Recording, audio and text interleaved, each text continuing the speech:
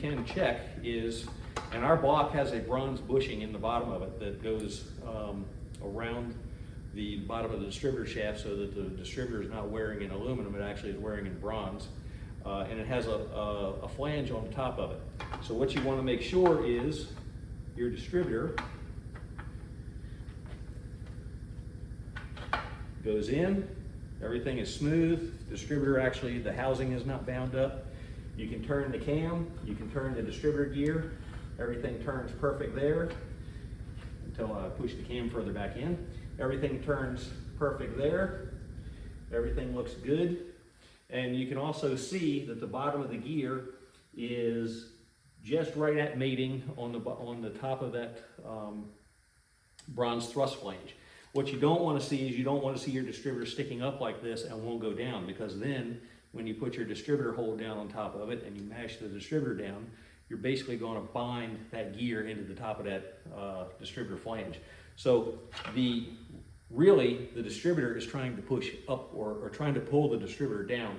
So any play that you have in the distributor shaft, this is actually going to pull it down and go down to the thrust surface of that. So you have a small flange here on the bottom of the gear, and that actually rides right on that bronze thrust flange. And you can actually see that there's the bronze on the bottom of this gear where it touched.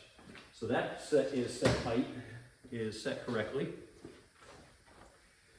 And now we'll turn this back over. And we're going to take the cam back out of it because we don't need that guy just yet.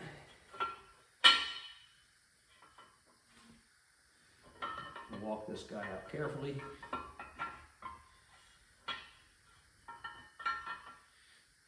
And this is a standard journal 351 Cleveland cam. So it uses, our bearings in it are matched to where it fits a standard journal. So this is not a common journal, this is a step journal camshaft, just standard 351 Cleveland journals. So the next thing, let's say I've already torqued the main caps on, put the rod bearings in it. We want to check the vertical clearance of the bearings.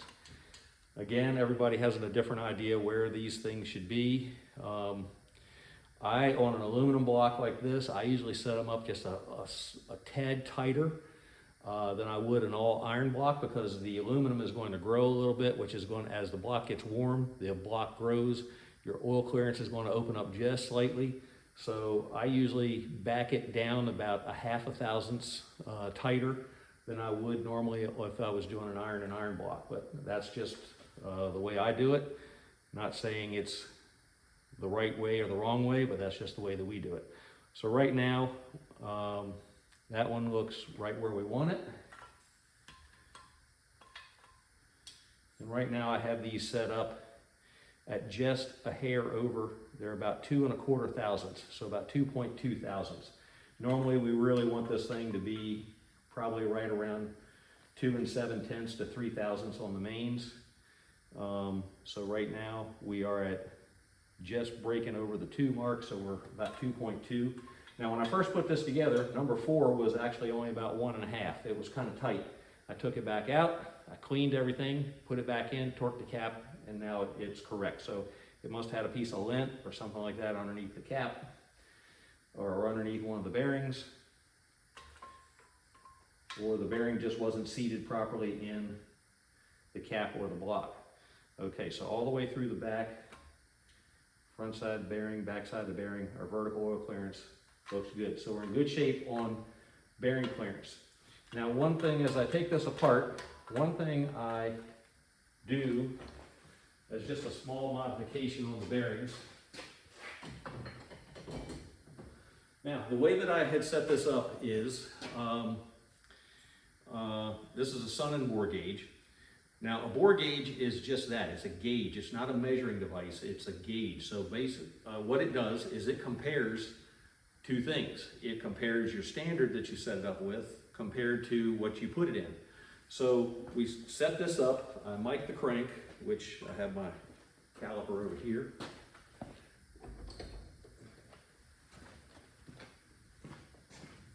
So what we do is we mic the crank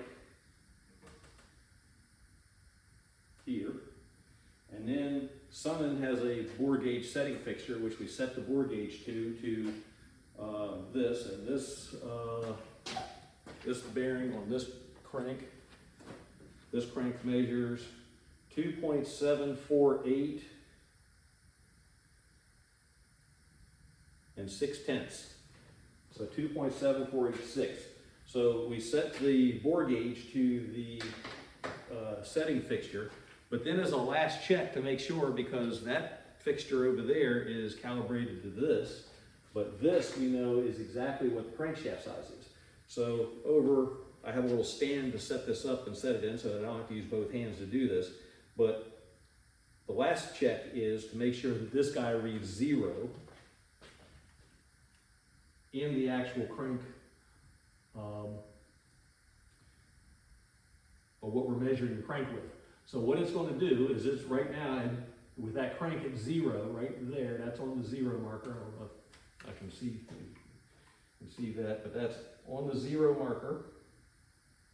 Have to be kind of to do this free-handed. So that's on the 0 marker. So now what this does is it compares this bore gauge, compares the actual measurement of the crankshaft to what's actually in the block. So now we know that this, no matter what the measurements, no matter what the number says, we know what the clearance is between the two, because this just measures the difference between this and this. Doesn't matter if it's 10 inches or 2 inches, the difference between the two is always still the same, and that's all we're really measuring is the difference between the two. So what we're going to do is untorque some of these caps, or all of these caps.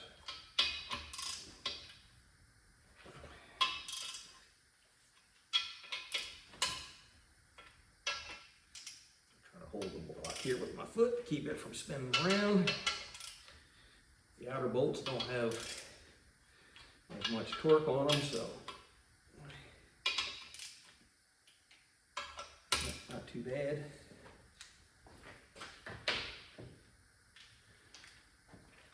The inner bolts are what have the torque.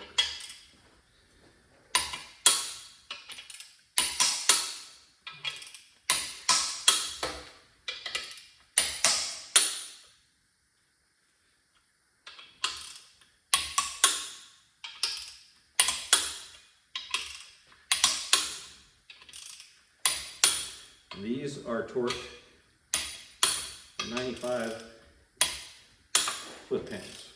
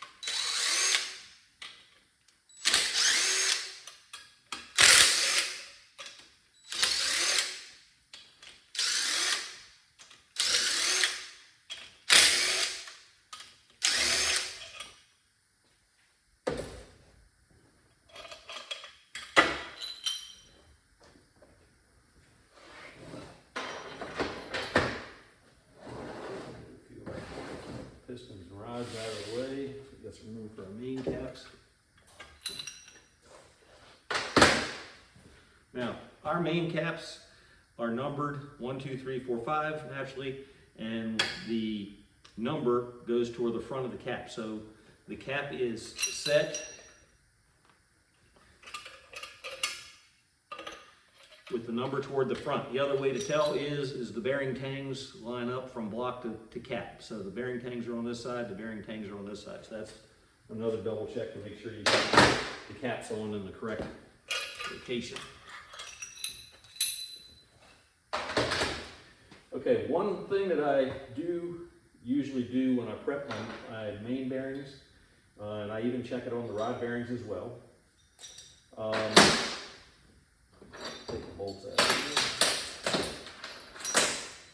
is on the rod bearings.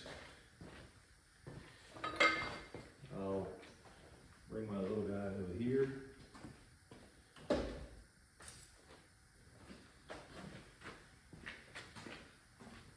See if I can show you this here.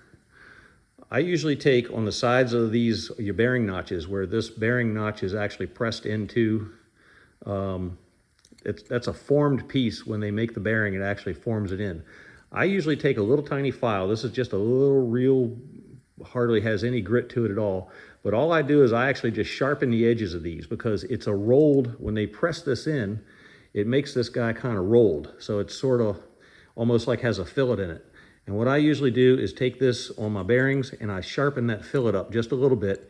And that is to make sure that the bearing seats all the way into the tang groove on the cap and in the block, to make sure that it is not sticking up. Because if this doesn't go all the way down into the groove cleanly, what happens is it tries to push the bearing in this way. When you torque it down, it smallens the bearing up and it'll grab the crankshaft.